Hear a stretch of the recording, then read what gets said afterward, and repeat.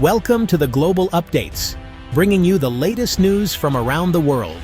Ford hits the brakes, US plants go dark, Trump blames everyone but his shiny tariffs. Well, folks, it finally happened. Ford has slammed the brakes on its US production.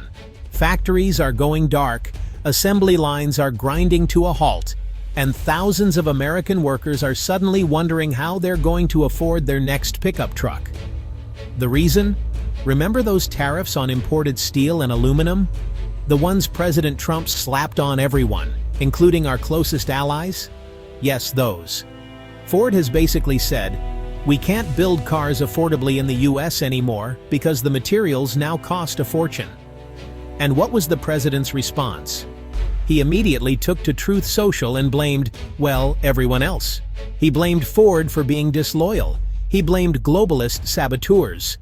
The workers, the communities reliant on these plants, the suppliers, they're all left staring at the economic wreckage. This isn't just an economic blunder. It's a tragedy wrapped in an absurdity. Tariffs for dummies, and apparently presidents. A quick guide to economic self-harm. So let's talk about these tariffs, shall we? Because understanding them is key to understanding why your next F-150 might have to be imported. President Trump decided that American steel and aluminum producers needed protection. The logic was that these tariffs would make foreign metal more expensive, thus encouraging US companies to buy American. The problem is that tariffs are a tax. And guess who pays that tax? American companies like Ford that need steel and aluminum to make things. Ford couldn't just absorb these massive price hikes. They had to either pass them on to consumers or eat the costs. The protection offered by tariffs ended up protecting American manufacturing right out of existence in some sectors.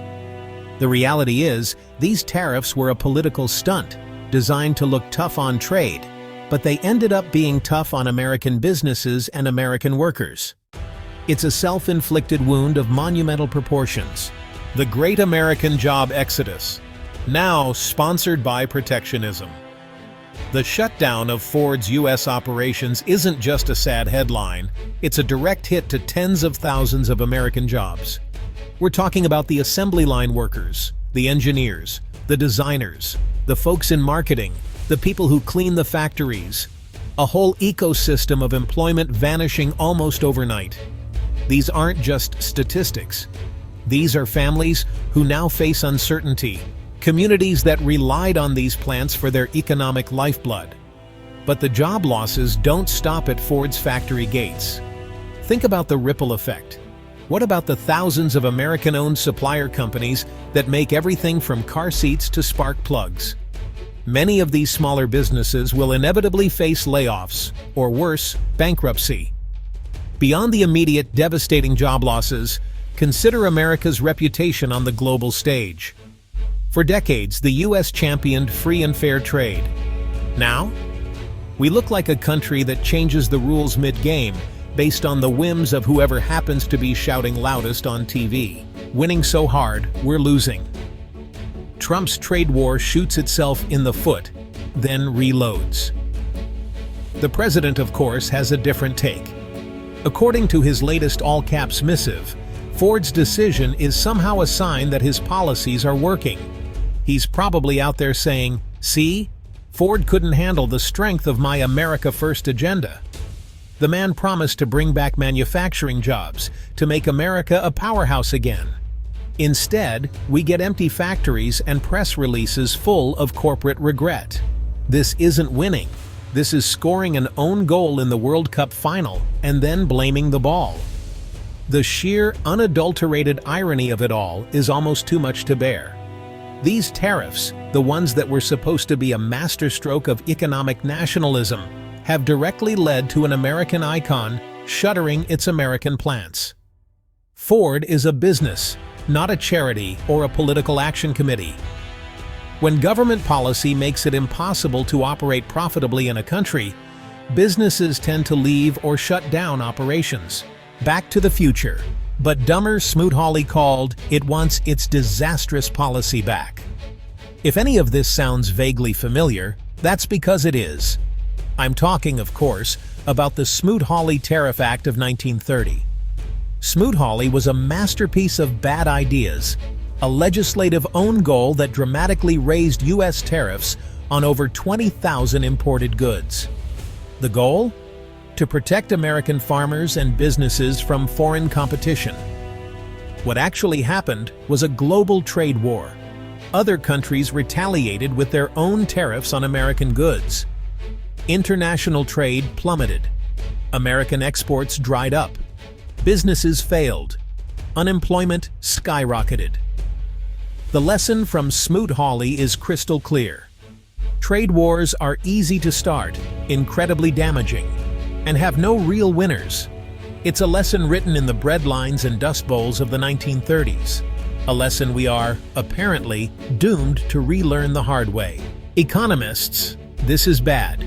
Trump, hold my Diet Coke.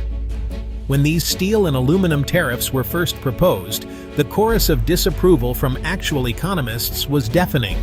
They warned of retaliatory tariffs. They warned of increased costs for American manufacturers. They warned of job losses. It wasn't clairvoyance. It was basic economic theory, supported by centuries of evidence. But did the Trump administration listen? Of course not. Instead, the advice of seasoned economists was dismissed as globalist thinking or fake news. The result is policy based not on evidence or careful analysis, but on bluster and wishful thinking. The experts tried to warn us, but their voices were drowned out by the siren song of simplistic solutions and nationalist fervor. The auto industry's perfect storm: tariffs, chips, and a global what the actual? Now, to be fair, Ford and the entire auto industry were already navigating some pretty choppy waters even before these tariffs decided to play the role of a rogue wave. The global semiconductor chip shortage, a hangover from the pandemic's supply chain disruptions, has been a persistent headache. This shortage caused production slowdowns and higher prices long before Trump's tariffs added another layer of misery. Then there are the broader supply chain issues. The pandemic exposed just how fragile our just-in-time global delivery systems can be. So yes, the auto industry was already juggling flaming chainsaws.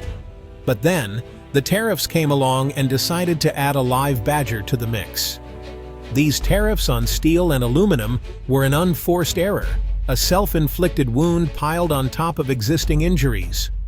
Ford's U.S. shutdown is the culmination of these compounding crises, with the tariffs acting as the final unnecessary nail in the coffin. America first, world confused. The global fallout of Ford's U.S. ghost towns. Ford's decision to cease U.S. production sends shockwaves globally. Investors now view the U.S. with serious jitters. Our trading partners watch with dismay. This doesn't inspire confidence in U.S. economic leadership. America first sounds less like strength and more like a warning. Don't just get mad, get organized.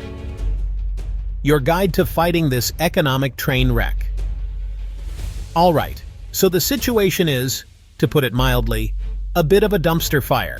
Ford's gone, jobs are vanishing, and the architect of this mess is probably autographing photos of himself looking presidential. But despair, while understandable, isn't particularly productive. The good news, if you can call it that, is that you, yes, are not entirely powerless in the face of this economic buffoonery. There are things you can do, beyond just shaking your fist at the television. First, contact your elected officials. Let them know, politely but firmly, that you're not thrilled about policies that cost American jobs and turn iconic companies into casualties of ill-conceived trade wars. Secondly, support organizations that advocate for sensible trade policies and economic literacy. Also, stay informed. Read from a variety of reputable news sources. The fight for rational, fair trade policies that actually benefit American workers and consumers is ongoing.